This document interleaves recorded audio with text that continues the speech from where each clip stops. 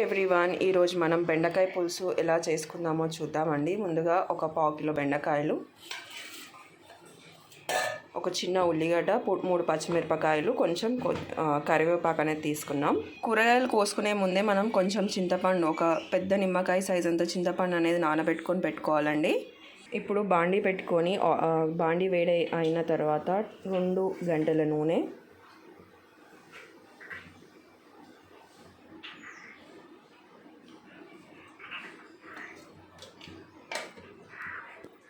ఇందులో 1/2 table spoon ఆవాలు, 1/2 table spoon జీలకర్ర,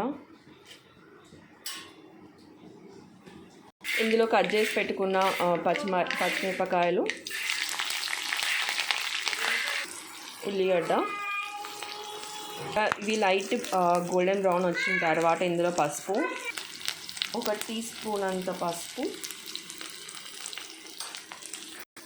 ఇందులో 2 రెమ్మలంత కరివేపాకు, 1/2 స్పూన్ అంత అల్లం వెల్లిగడ్డ పేస్ట్ వేసి మంచిగా కలుపుకుందాం. ఇందులో ఇప్పుడు బెండకాయ ముక్కలు అనేవి వేద్దాం. ఈ బెండకాయ ముక్కలు అనేవి మూత పెట్టి ఒక 4-5 మినిట్స్ వరకు మగ్గనిద్దాం. ఇప్పుడు 4-5 మినిట్స్ అయిందండి, ఇలా మగ్గుతాయి. దీంట్లో ఇప్పుడు మనం చింతపండు పులుసు పిసుకొని పోద్దాం.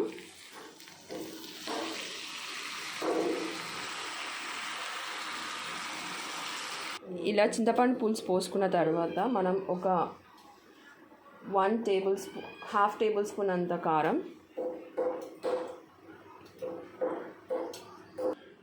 1/2 టేబుల్ స్పూన్ అంత ఉప్పు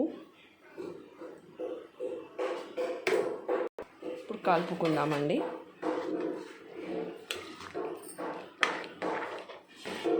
ఇది ఇప్పుడు మూత పెట్టి మరిగిద్దామండి ఈ పులుసు అనేది. ఇలా మరిగేటప్పుడు ధనియాలు, మెంతులు, జీలకర్ర అట్లా వేయించి పొడి చేసుకున్నదండి ఒక 2 టేబుల్ స్పూన్ అంతా వేసుకుందాం. ఇందులో కొంచెం బెల్లం, ఇందులో ఒక చిటికెడు బెల్లం, కొంచెం తీయగా పుల్లగా టేస్టీగా ఉంటుందండి. కొంచెం కొత్తిమీర. ఇలా దీన్ని ఇప్పుడు ఒక 15 మినిట్స్ మనం మరగనిద్దామండి. హాఫ్ మూత ఇట్లా పెట్టి ఇలా 15 నిమిషాలు మరగబెట్టిన పులుసు మరగబెట్టిన తర్వాత ఇలా అవుతుందండి చిక్కగా. ఇప్పుడు మీరు స్టవ్ ఆఫ్ చేసుకొని సర్వ్ చేసుకోవడమే. ఒకవేళ మీకు ఈ వీడియో నచ్చితే కనుక లైక్, షేర్ అండ్ సబ్స్క్రైబ్ చేసుకోండి.